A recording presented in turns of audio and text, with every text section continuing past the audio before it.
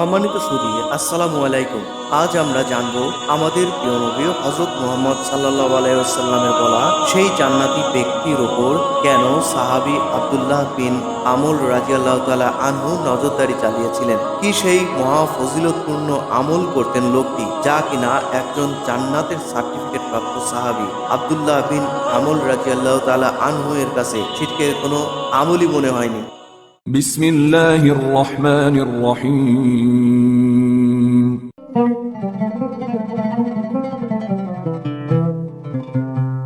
আনাস রাদিয়াল্লাহু তাআলা আনহু থেকে বর্ণিত, তিনি বলেন, আমরা নবী সাল্লাল্লাহু আলাইহি ওয়াসাল্লামের কাছে একদিন বসা ছিলাম। আল্লাহর রাসূল সাল্লাল্লাহু আলাইহি ওয়াসাল্লাম সাহাবীদের নিয়ে একত্রে বসেছিলেন। ঠিক সেই সময় একজন ব্যক্তি এসে উপস্থিত হলেন, যাকে দেখে নবীজি সাল্লাল্লাহু আলাইহি ওয়াসাল্লাম বললেন, তোমরা যদি জান্নাতের একজন মানুষ দেখতে চাও তবে এই ব্যক্তিকে দেখে নাও। ঠিক পরের দিনও নবীজি মুহাম্মদ সাল্লাল্লাহু আলাইহি ওয়াসাল্লাম ওই একই ব্যক্তিকে দেখে অনুরূপ কথা বললেন।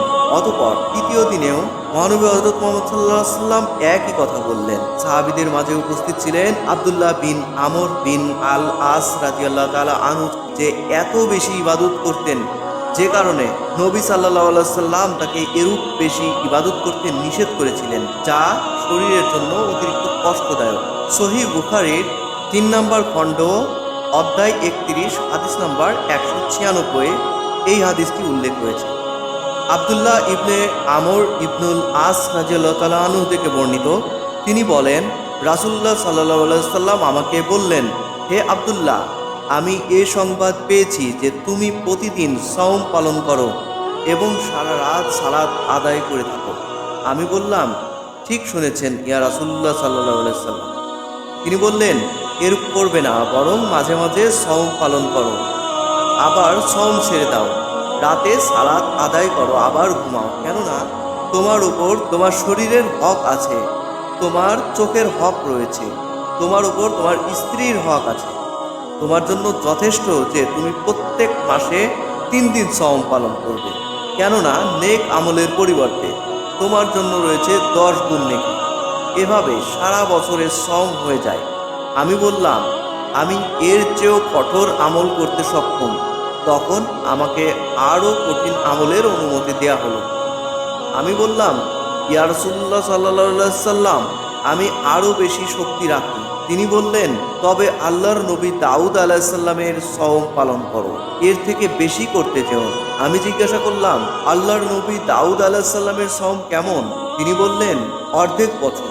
রাবি বলেন, আব্দুল্লাহ রাদিয়াল্লাহু তাআলা আনহু বৃদ্ধ বয়সে বলতেন, আহা, আমি যদি নবী করিম সাল্লাল্লাহু আলাইহি সাল্লামের প্রদত্ত রুখসত সহস্তর বিধান কবুল করে নিতাম।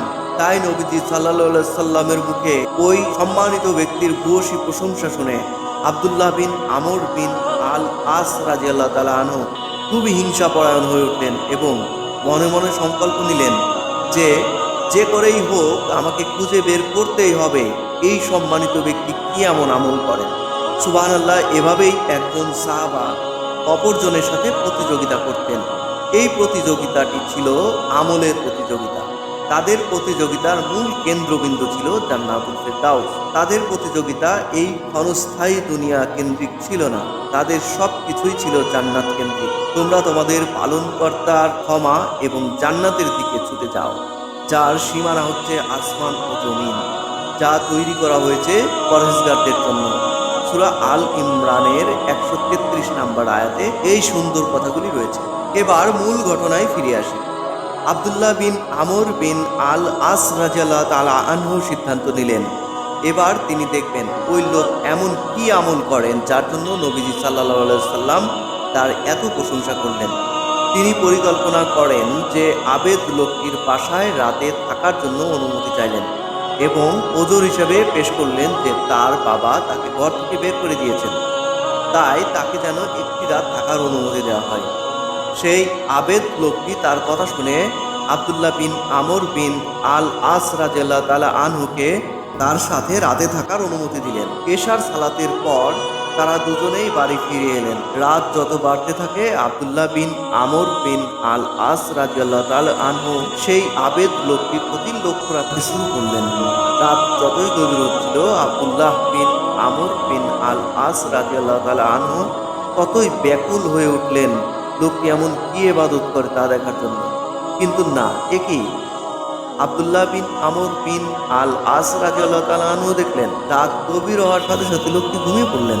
আব্দুল্লাহ বিন আমর বিন আল আস রাদিয়াল্লাহু তাআলা আনহু ভেবেছিলেন, ওহ, এই আল্লাহর বান্দা হয়তো সারা রাত তাহাজ্জুদের নামাজ পড়বেন, একটুও ঘুমাবেন না। কিন্তু তিনি একই দেখছেন, এই আবেদ তো সারা রাত তো দূরের কথা, রাতে ঘুম থেকে উঠলেন, তবে ফজরের আগে কয়েক রাকাত নামাজ পড়লেন। আব্দুল্লাহ বিন আমর বিন আল আস রাদিয়াল্লাহু তাআলা আনহু ভেবেছিলেন, এই আল্লাহর আবেদ হয়তো সারা দিন রোজা রাখেন, তিনি সব সময় রোজা অবস্থায় থাকেন। কিন্তু না, আব্দুল্লাহ বিন আমর বিন আল আস রাদিয়াল্লাহু তাআলা আনহু একই দেখছেন, এই আবেদ তো সেহরিও করলেন না, আবার সকালবেলা খাবারও গ্রহণ করলেন। আব্দুল্লাহ বিন আমর বিন আল আস রাদিয়াল্লাহু তাআলা আনহু এবার সেই আবেদ লোকটিকে বললেন, হে আমার ভাই, আপনি শুনুন, আজ থেকে 3 দিন আগে আপনাকে দেখে রাসূলুল্লাহ সাল্লাল্লাহু আলাইহি ওয়াসাল্লাম জান্নাতের একজন অধিবাসী বলেছিলেন, যা তিনি অনুরূপ 3 বার বলেছেন। তাই আমার খুবই জানতে ইচ্ছা হয়েছিল যে আপনি গোপনে এমন কি আমল করেন যার জন্য আপনাকে রাসূলুল্লাহ সাল্লাল্লাহু আলাইহি ওয়াসাল্লাম জান্নাতের একজন অধিবাসী বলেছিলেন, যাতে করে আমি সেই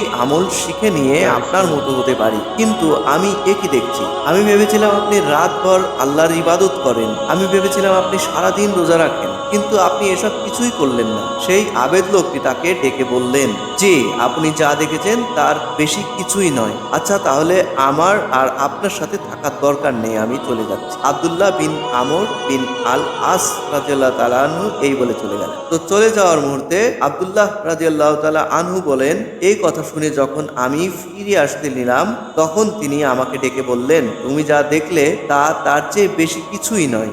হে আমর, আমার ভাই, তুমি কি জানতে চাও কি সেই আমল যা আমি করি আর যার জন্য রাসূলুল্লাহ সাল্লাল্লাহু আলাইহি ওয়াসাল্লাম আমাকে একজন জান্নাতের অধিবাসী বলেছেন?